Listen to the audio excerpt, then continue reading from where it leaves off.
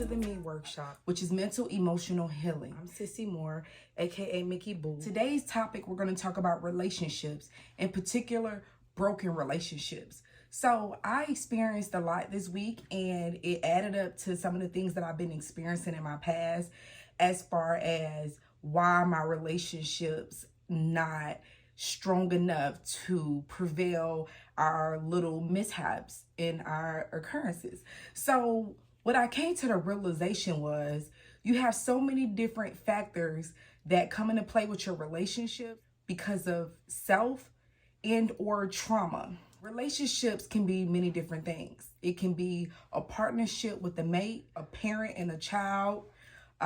It can be the relation of a friendship. It can be a relation of a sibling, but it's an encounter between two or multiple individuals, right? Now, I came to the realization that I carry a lot of my parents' traits in my oncoming days and years. These traits can be learned behaviors, or these traits can come from trauma from past experiences, from older relationships, or from my parental guidance, right? And it's hard to tell which one causes the confliction, because when something triggers an emotion or trauma, you respond. Growing up, my parents weren't perfect. I seen a lot of separation. I'm not used to seeing a foundation stay strong in relationships. My mom was very, very aggressive and seemed to be in control of all her relationships. And I say that due to the manipulation that I saw, multiple partners. My dad was really loving. He worked 2 jobs to keep everything afloat as far as bills. It doesn't necessarily mean I'm doing these things, but I see some traits from my parents that I'm bringing forth in my relationships. I have some questions here that I have written down. How do you determine why a relationship is broken, or what direction are you going in when it comes to this relationship? The first question is, what is your foundation? What is guiding you or influencing you or inspiring you? Are you carrying these traits and this trauma with you into your next relationships with people? As far as, are you picking up learned behavior from friends? Are you listening to excessive advice that may help determine what you should do next?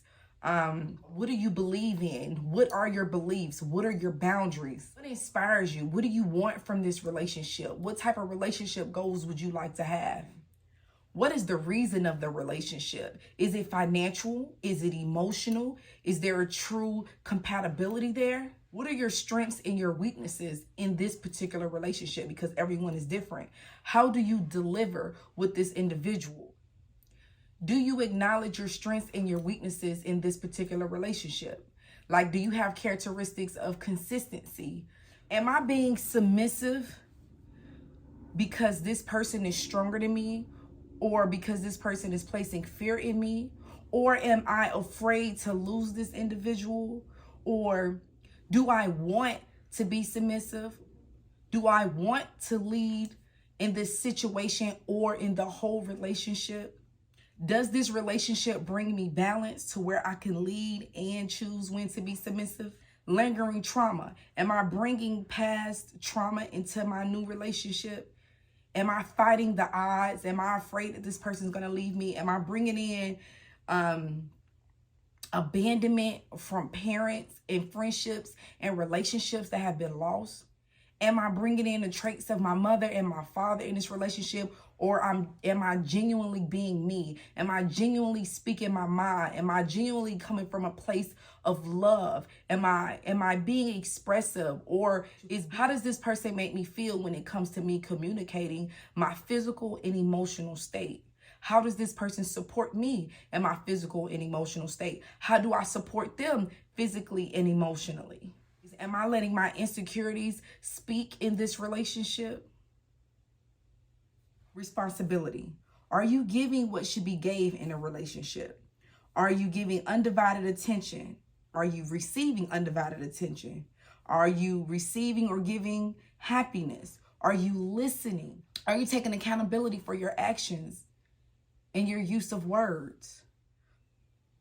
Do you know your children's wants and needs? Do you know your partner's wants and needs? Do you know your siblings' wants and needs? Just because you have a title doesn't mean that everyone is living up to it. How we treat ourselves and others are very important when it comes to relationships. Another part of relationships, are there familiar spirits that you're dealing with? Is this an unlearned cycle or lesson? The whole point of this segment was I've had a lot of broken relationships, and I'm trying to figure out what about me could I fix or make change to better my relationships as a parent, as a lover, and as a friend, also as a sibling. Everybody is not on the same page. We all are unique in our own way. So that means we express ourselves differently. People that hang together usually like the same things or like to do the same things, but it doesn't mean that we are identically alike. We all are unique.